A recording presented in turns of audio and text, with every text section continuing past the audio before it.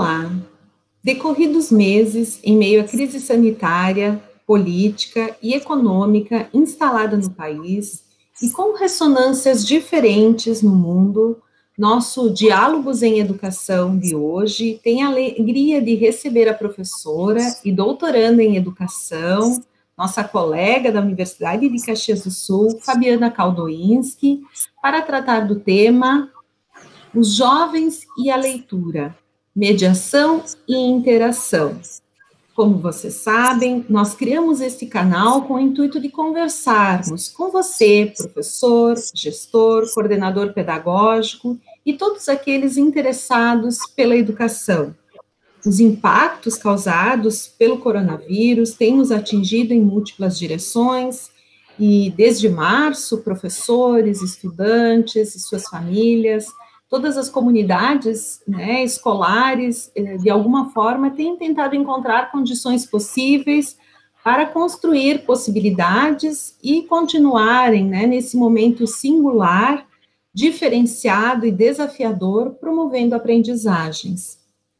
Esse momento requer um esforço coletivo para que a escola, essa instituição educadora centenária, se reinvente.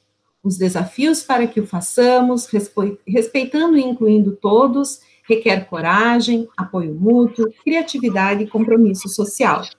E é para isso que criamos esse canal. E convidamos e agradecemos, desde já, com alegria, a possibilidade de termos a professora Fabiana, que nos brinda, então, com o tema Os Jovens e a Leitura, Mediação e Interação. Bem-vinda, Fabiana, é um prazer. Muito obrigada, professora Terciane, é uma alegria estar com vocês. Então, bom dia a todos e todas.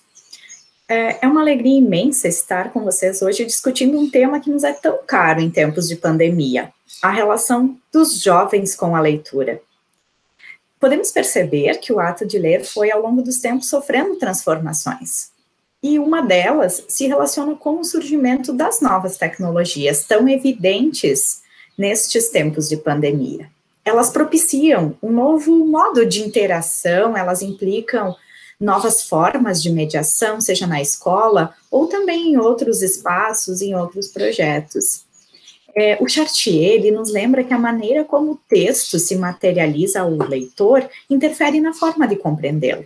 Então, diferentemente do texto impresso, em que na leitura predominam grafia, as imagens, nas leituras digitais, é possível, ao navegar pelas páginas, ler interagindo e integrando texto, vídeo, áudio, imagem. É uma modificação nas formas de ler. Até mesmo imitações gráficas hoje dão a impressão ao leitor de que ele está virando a folha em um e-book, como se costuma fazer no livro impresso, né?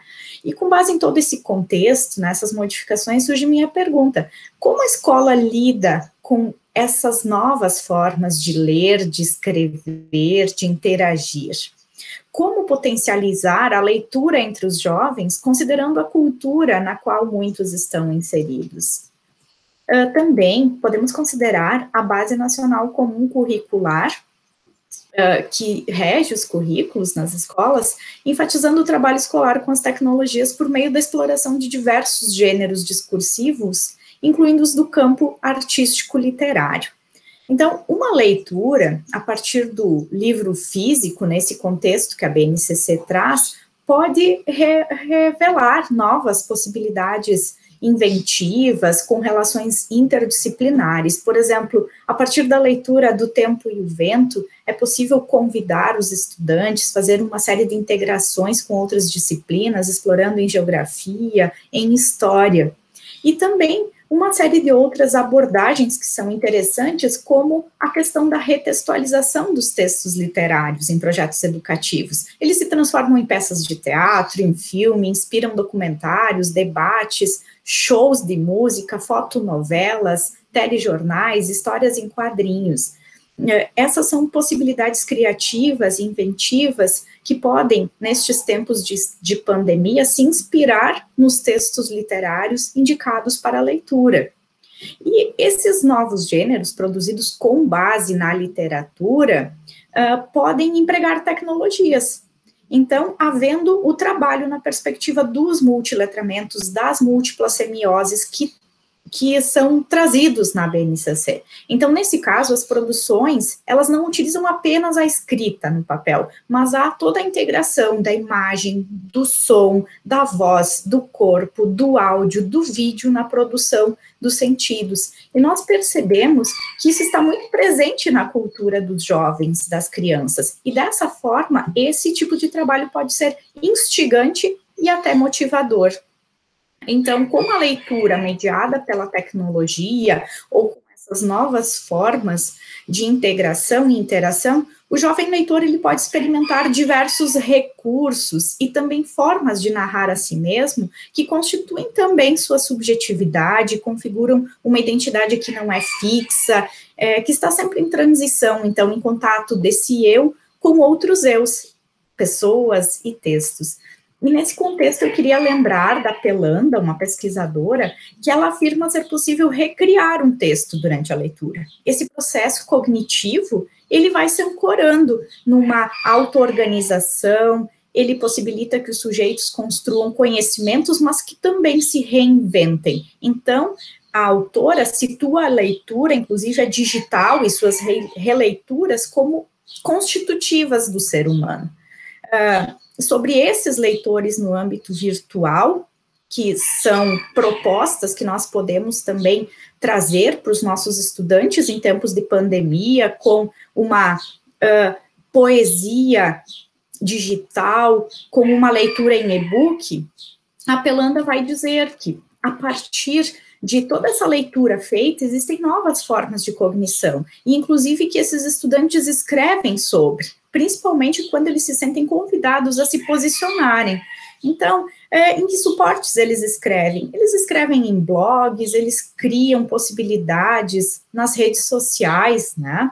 Então, o que a autora diz é que a partir dos blogs, por exemplo, ou de algum tema de interesse por eles narrado, esses jovens criam um hiperlink que levam a navegar na internet, eles visitam diferentes sites, e ao fazer isso, eles vão praticando leituras que não são lineares. Quando eu digo isso, é que não é aquela leitura que costumamos fazer da esquerda para a direita, virando as páginas. Existe um ir e vir na rede. E aí, quando eles voltam para os seus textos, esses jovens já não são mais os mesmos, porque eles passaram por um processo de complexificação muito evidente, e exibem suas emoções, suas conexões, suas informações, eles se tornam críticos, muitas vezes escrevendo sobre, a partir das leituras feitas, porque demonstram protagonismo na sociedade, indo contra algum tema, a partir de um posicionamento crítico. Eu destaco que nessa perspectiva, podemos pensar no leitor virtual.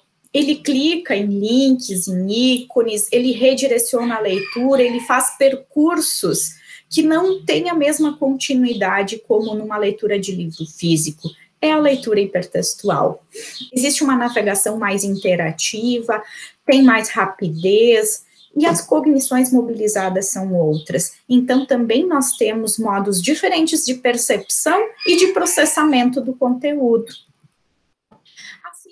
Tem novos significados nesse ato de ler.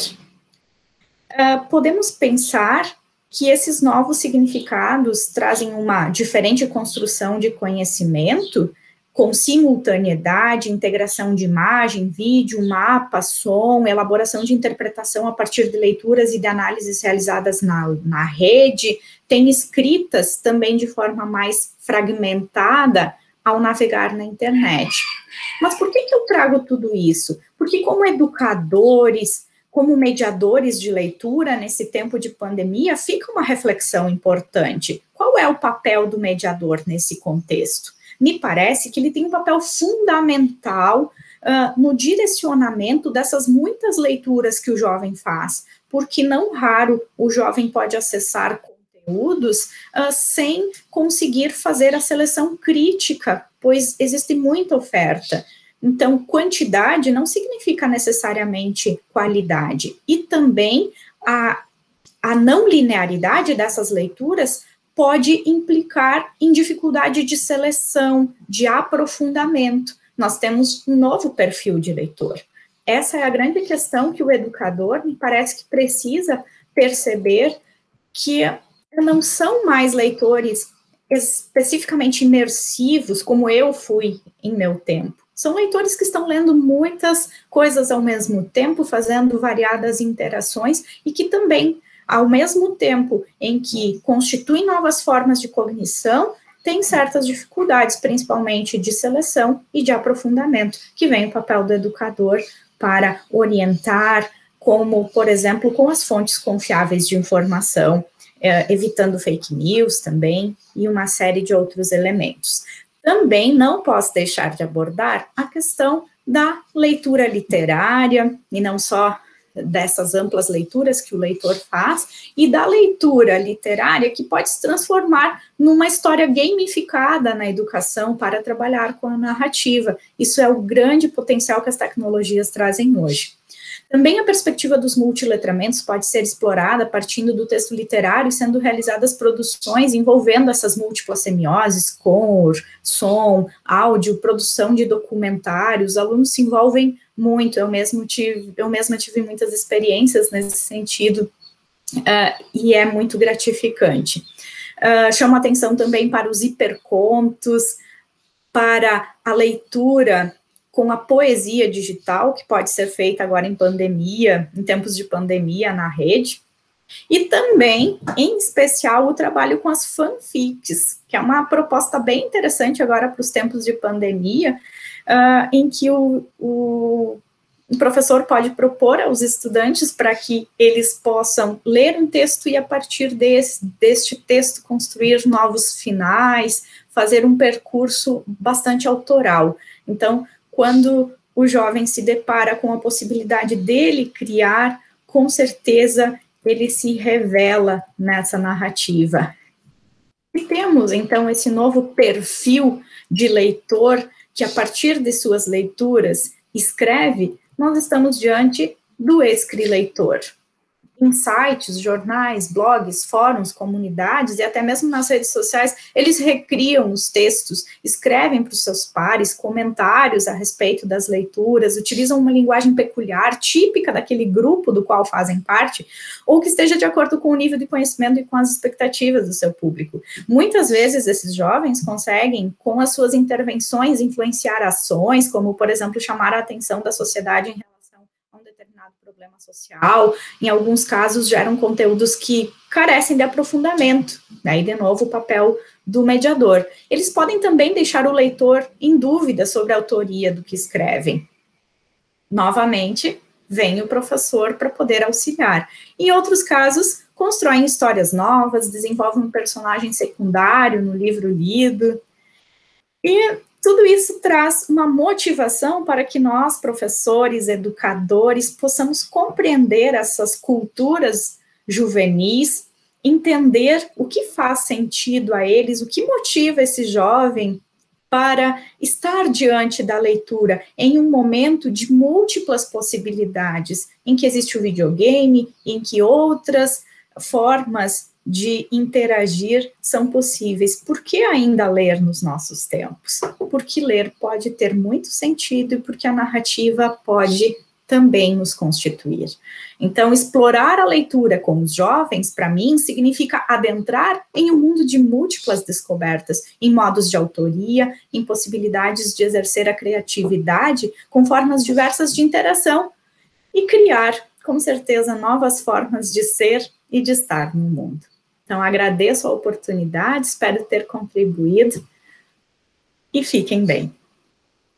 Muito obrigada, professora Fabiana. Tenho certeza que, ao tratar, né, desse tema, os jovens e a leitura, mediação e interação, tu contribuísse, né, para nos convidar a pensar, a refletir sobre esses nativos digitais, que são esses jovens, né, e suas culturas e suas criatividades, e o quanto a leitura, ela tem, sim, ganho outros suportes, né, e se revelado sob novas matizes, mas que nos processos de mediação, ela ainda é constitutiva e pode estar sempre muito presente no nosso dia a dia, abrindo sentidos e significados novos e universos novos para o nosso pensar, para o nosso refletir e esses modos de estar no mundo, como você mencionou.